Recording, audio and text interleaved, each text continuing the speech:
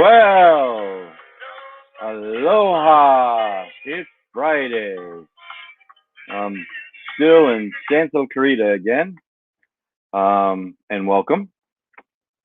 It's a little warm outside. It's going to be hot next week. A little crazy for June. And we're still in a pretty hot market. If you're interested in selling, this is the time to do it. Interest rates are still low and demand is very high if you've got a house for sale. So we've been discussing buying a house, and we've done it for a few weeks, and we're now down to you've had your offer accepted, and we're in escrow. And now comes some of the real work. So one of the first things you need to do once your offer is accepted and you've gone into escrow is you need to set up your inspections.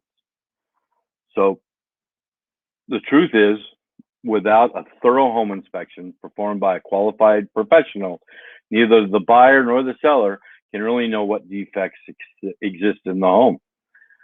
I want you to plan to be present at the inspections. A home inspector conducts a visual examination of the house that you're planning to buy. He or she will examine all of the major elements of the home, such as the roof, structure, exterior siding, interior electrical, interior plumbing, the heating and the air conditioning. Now, one of the things I want you to make sure that you do is you pay for it with a check, and that you get a receipt. So, because if the seller's paying the closing costs and prepaids, you turn that into the realtor or escrow, okay?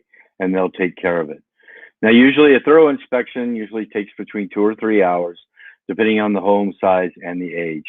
And what you want to do is find out what type of systems and components exist in your home, what the air conditioning is like, what the heating is like, what the electrical is like, if there's solar.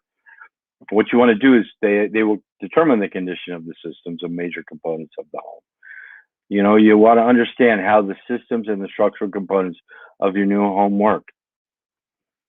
Now, when you buy the home, you want to order a home inspection soon after your purchase has been accepted.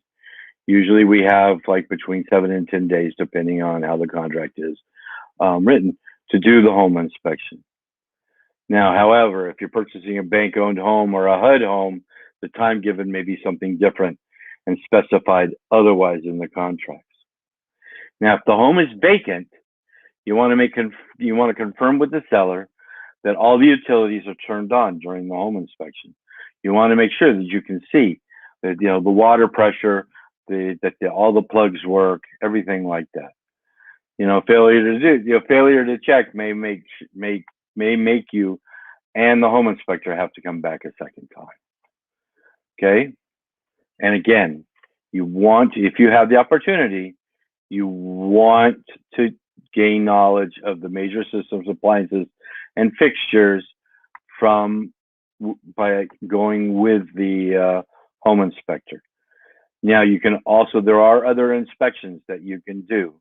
If the home inspector sees that there might be some leaky with the roof, you can have a roof inspector. If you feel that there may be some termite, then you can have a pest inspection, a termite inspection. You can also have the fireplace inspected with a fireplace inspection. You can have the sewer inspected with a sewer inspector. All of these can be done. They just take time and money. So let's say you've gone all the way through the inspections and everything's good. You've asked for requests for repairs, and there's been an agreement whether or not they are going to do the repairs or they're going to give you a credit, either in the closing costs or maybe a reduction in the price. All of that is negotiated with your real estate agent to their real estate agent. It's all put in paperwork. It's all filed. Now, they don't have to respond to requests for repairs. They can just say, forget it. And that's a possibility as well, too. And then you just know that you're going to have to make those repairs yourself after the closing. So now we're getting to the finalizing of the loan. So what's going to happen now is your lender may repull your credit, may check that you're still employed, and they may double check everything prior to close. To stay under the radar, do not change a thing. So this is when the bank will send out an appraiser to evaluate your house. There are now there are different things appraisers are looking for depending on your loan. If you're purchasing a home with FHA or other types of loans, you need to, when the appraiser will look for the condition of the property, that everything's in working condition, there's no broken windows, the ground fault interrupt outlets are working, cabinetry. They need to check that, especially with FHA loans. An appraiser should not be confused with your home inspector. It is possible that your home will pass inspection and that the appraiser will still require some repairs to be done before the home will qualify for a loan. The appraiser will also look for similar homes that sold in the last 6 months. Homes currently in the market, and take a look at how long they've been on the market in the neighborhood you're buying. Okay, today's market conditions require that they also look to see if you're buying a home that's in a declining market. Not our market now. We do not have that situation. We're in an inclining market. So home values are increasing in our particular areas, not decreasing. Okay, so your lender will send in your file to underwriting, where it will go for review. This is the final stage of your loan approval, and not to be confused with pre-approval. Underwriting may require some documentation. A common request from underwriting is your verification of your employment, or VOE. Do not take this request personally. These things are done to protect you from lending fraud. When asked to produce some documentation, please be sure to respond as soon as possible. If you don't, it will tie up the loan, and the loan may not close when it should be, and you'll have to extend the escrow. Once you have a loan commitment, the loan's been approved. Okay? Now, the do's and don'ts while you're waiting to close. Do not stop paying rent. Do not make late payments on anything. Stay current. Do not cancel your lease until you have a loan commitment. Do not apply for any new department store or other credit cards. Don't make any large purchases with credit or cash. Don't pay off any department stores unless instructed by the lender. Do not transfer any balances on credit cards or bank accounts. Do not quit your job. Do not pay for any upfront costs with borrowed money, cash, or money order. They will require a paper trail for all these transactions. Look at you've got a new home. You know that you're on your way. You're in escrow. Don't go buying the furniture for the house until your loan has closed. Then you can do it. Now, your dues are: make sure all your collections must be paid off prior to closing. All gift funds should be in the form of a certified check or cashier's check, made payable to the title company for the closing.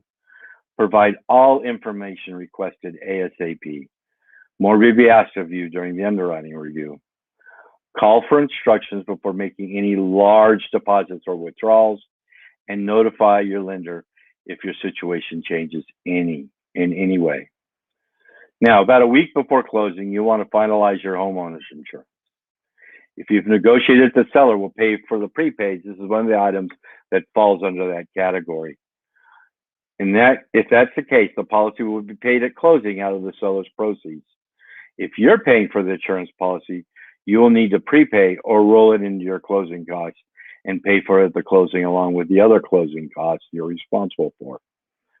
However, you will have to produce a declaration page from your insurance agent to your lender prior to closing. The lender needs to know that you've secured a policy and it's in place. You will not get a loan without a homeowner's policy. Now, the closing date's been scheduled. You'll receive date and time of closing to make sure you scheduled your current utilities to turn off and turn on the utilities on your new home. Usually the seller and the buyer will coordinate this together so there's no lapse time in between. Make sure all bills to be paid for at the closing are given to your lender or title company so that they have copies of everything. Schedule your movers. Please do not schedule for the day of closing. If we run late or something gets delayed, there's no time to make a change. All right. So at the very end, your escrow company will get a hold of you and you will have a lot of paperwork to sign. A notary will be present and you will sign. But it's all for your benefit. At the end of that time, at the end of your escrow, when it's your closing day, the keys will be passed to you and you will now be the proud owner of a home. One of the things I want to tell you is that make sure that you change all the locks because you don't know who has had keys to your new house. All right? That's one of the first things you need to do. You don't know how many copies are out there. Well, that's it. You are now a homeowner and you have all of the fun of owning a home in your new neighborhood. Well, I just want you to have a great weekend. Enjoy yourself.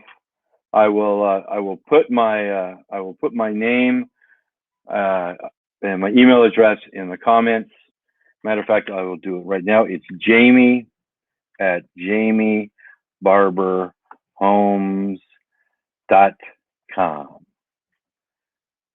Okay, you can reach me there if you have any questions. If you want to buy a house, you want to sell a house. I'm in the Santa Clarita area. I also do the San Fernando Valley, actually just about anywhere in California. I'm here to help you. All right, well, you have a great weekend and enjoy it. It's going to be warm. And remember, it's Aloha Friday. Most of us have no work till Monday. Enjoy. And this is Jamie Barber from Jamie Barber Homes saying Aloha Friday. Enjoy your weekend and good luck in your house hunting.